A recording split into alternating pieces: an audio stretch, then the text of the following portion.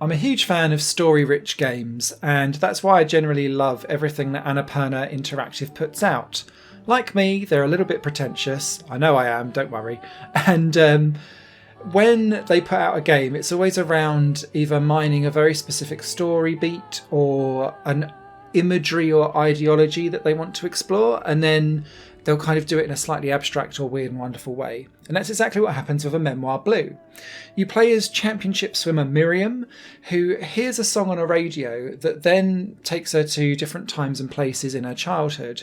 And for Miriam, it's about her dealing with being a championship athlete child and the expectations and what you do to try and get the attention of your parents and the one that you want the most attention from the most, who's too busy out working and doing her own stuff and totally ignoring everything that you're doing.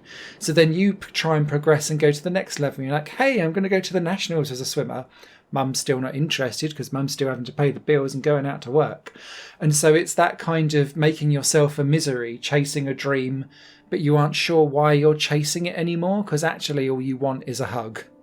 And that's the story that a Memoir Blue tells in a retrospective flashback high concept way. Like any art house style film, a Memoir Blue lives and dies by its artistic integrity and the way how it does unique and interesting visuals. So watching a room slowly fill up full of water and then kind of drowning Miriam so that she's having to hold her breath and swim around all of her memorabilia of photos of her family and her past and her childhood. Great striking imagery that really kind of sets and makes you think. And the Memoir Blue keeps doing this over and over and over again, smacking really powerful visuals into the story for you to kind of swim around or walk around or run around, whatever it is that you're doing. Alongside that and the fact that there's no actual spoken dialogue, the other thing is this trigger of sound triggering memories. And I'm someone that's like this, and I think this might be why I personally got a lot more out of a Memoir Blue than maybe what the average gamer would, because music is something that does trigger an awful lot of emotions in me, and I can hear songs and it takes me back to instant points in like childhood, college, first jobs, first kisses, all of those kind of things. I know exactly what was playing, what was going on at that time, and I associate music with specific events in my life. And this is what this game does. And it does it really, really well because you're like playing around with a radio, you get to hear the song, and then it's almost like a siren song that's like calling you home to go and like explore something either with your mum or something like that. Really cool imagery all the way throughout. The flip side of all of this beautifulness in terms of visual design and audio design is that sadly the point and click side of it is really minimalistic. The puzzles are so like click here, do this, smooth out like a poster, pull a blind, that kind of thing.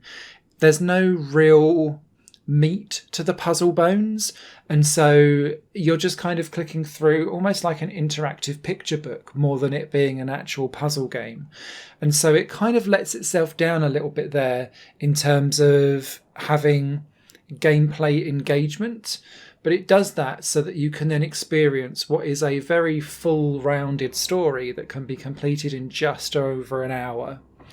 So yeah, I guess for me, it's around what do you value as a gaming experience as to whether you want to maybe add or take away 1 or 2 points from what I gave as this score. Because I can totally see people going, well, there was barely any gameplay here and it's over in an hour. It was an interesting experience, but that's it. It was a bit shallow. But if you're one of those people that wants to sit and ponder on specific thoughts, go and dive into analogies and imagery and kind of really pick apart that kind of stuff, this is a high artistic or high-end art, avant-garde almost, gaming experience that tells a well-trodden story in a very in-your-face visual way. Written review will be over on highplanegames.com. This one's for the pretentious crowd, of which I will quite happily throw and wave around my badge to. Take care.